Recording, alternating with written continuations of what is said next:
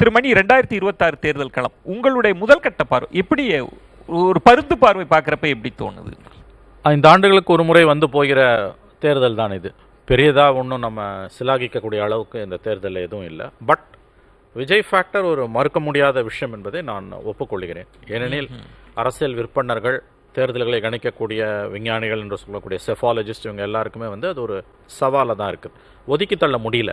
இப்போ அவருக்கு இருக்கக்கூடிய அல்லது இருப்பதாக அறியப்படுகிற அந்த செல்வாக்கு என்பது வாக்குப்பதிவு நாள் அன்று வாக்குச்சாவடிக்கு வந்து அது வாக்குகளாக மாறுமா என்ற கேள்வி இன்றைக்கு நம் முன் விஸ்வரூபம் எடுத்து நின்று கொண்டிருக்கிறது.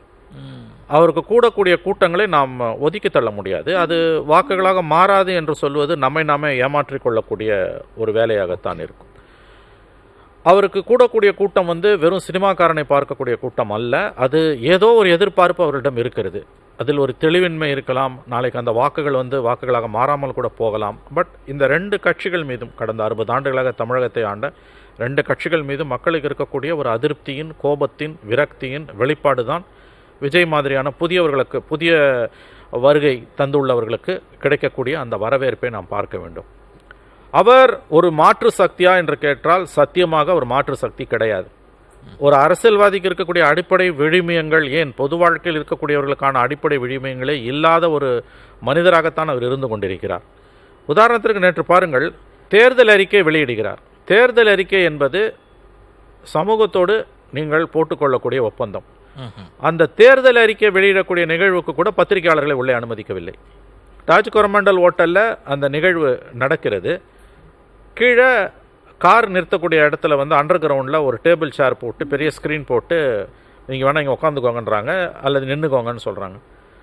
நான் கிட்டத்தட்ட ஒரு 35 ஆண்டுகளாக இந்த துறையில் இருக்கிறேன். ரமேஷ், பிரியன்லாம் என்னை விட மூத்தவர்கள்.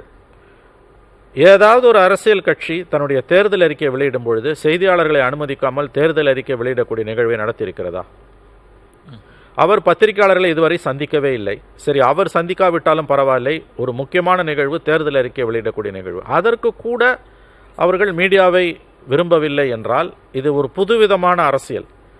இந்த அரசியல் வந்து கேட்டிங்கன்னா நல்லதா, ஆரோக்கியமானதானா? என்னை பொறுத்தவரையில் இது ரொம்ப ஒரு ஆரோக்கியமற்ற, ஒரு நோயுற்ற அரசியல் என்று தான் நான் சொல்லுவேன். திமுகவுக்கும் அதிமுகவுக்கும் மாற்று என்று சொல்லிக்கொண்டு வரக்கூடியவர் அவர்கள் 2 பேரையும் விட மோசமானவராக இருப்பார் என்பதற்கான எல்லா விதமான அறிகுறிகளும் தென்படுகின்றன. இது தமிழ்நாட்டுக்கு வந்து ஒரு சாபக்கேடு. அதாவது வந்து மாற்று என்று வரக்கூடியவர்கள் எக்ஸிஸ்டிங் பிளேயர்ஸோட மோசமாக இருக்கிறார்கள் என்பது உண்மையிலேயே நாம் கவலைப்பட வேண்டிய ஒரு துரதிருஷ்டவசமான விஷயம் என்று தான் நான் பார்க்கிறேன். முதல் கட்ட கருத்தை முன் வச்சிருக்கீங்க.